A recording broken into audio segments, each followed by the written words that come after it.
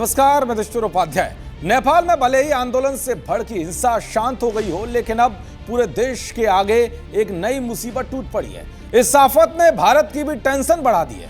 आपको बताऊंगा कि कैसे नेपाल में भारी बारिश के चलते बाढ़ ने तांडव मचाना शुरू कर दिया है। साथ ही दिखाऊंगा कि इस बाढ़ ने भारत के कई इलाकों में कैसे खतरा बढ़ा दिया है और जिसे लेकर नेपाल से सटे यूपी के जिलों में अलर्ट भी जारी कर दिया गया है। दरअसल नेपाल में हो रही भारी बारिश का असर कई नदियों पर देखने को मिल रहा है। खासकर राप्ती और रोहिन नदियों का जलस्तर तेजी से बढ़ता जा रहा है। राप्ती नदी का जलस्तर 36 घंटे में 1 मीटर और रोहिन का 2 मीटर बढ़ा है। बताया जा रहा है कि 48 घंटे के अंदर दोनों नदियां खतरे के निशान को भी पार कर जाएंगी।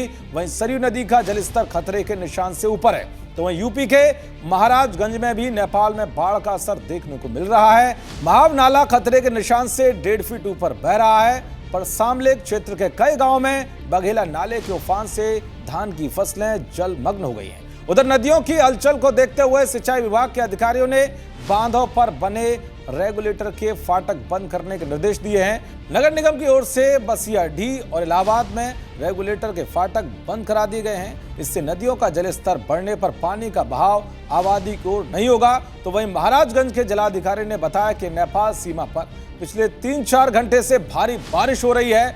महाव और बघेला नाला के साथ साथ रोहिन और गंडक नदियों का जलस्तर बढ़ने की संभावना है। जिला प्रशासन और सिंचाई विभाग पूरी तरह से अलर्ट पर है। लोगों से अपील करते हुए कहा है कि नदी नालों के किनारे ना जाएं।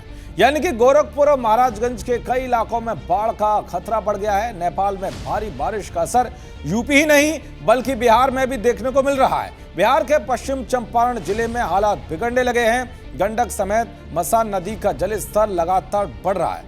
वाल्मीकि नगर गंडक बैराज से करीब 1.5 लाख क्यूसेक पानी छोड़ा गया। इसके बाद गंडक नदी का पानी वाल्मीकि नगर के कई क्षेत्रों के साथ ही एसएसबी कैंप में भी घुस गया है। चकदवा से बेड़ीहारी को जोड़ने वाली मेन सड़क पर 3 से 4 फीट तक पानी बढ़ गया है और यहाँ कई घरों में पानी भर गया है। लोगों को आने जाने में काफी दिक्कतें हो रही हैं। गांव के लोगों को ऊंचे और सुरक्षित स्थानों पर जाने की अपील की गई है। दरअसल नेपाल में बारिश होने से बिहार में बाढ़ इसलिए आती है क्योंकि बिहार का मैदानी इलाका नेपाल से सटा हुआ है। कोसी गंडक, बूढ़ी गंडक, कमला बलान, बागमती और समेत कई नदियां नेपाल की ओर से बहकर बिहार में आती हैं। जब भी नेपाल में बारिश होती है तो वहां की नदियों का पानी बिहार में आने लगता है। नेपाल की करीब 7 नदियां कोसी में मिलती हैं, जो कि बिहार में हर साल तबाही मचाती है। यही कारण है कि कोसी को बिहार का शोक भी कहा जाता है। तो कुल मिलाकर नेपाल में भारी बारिश ने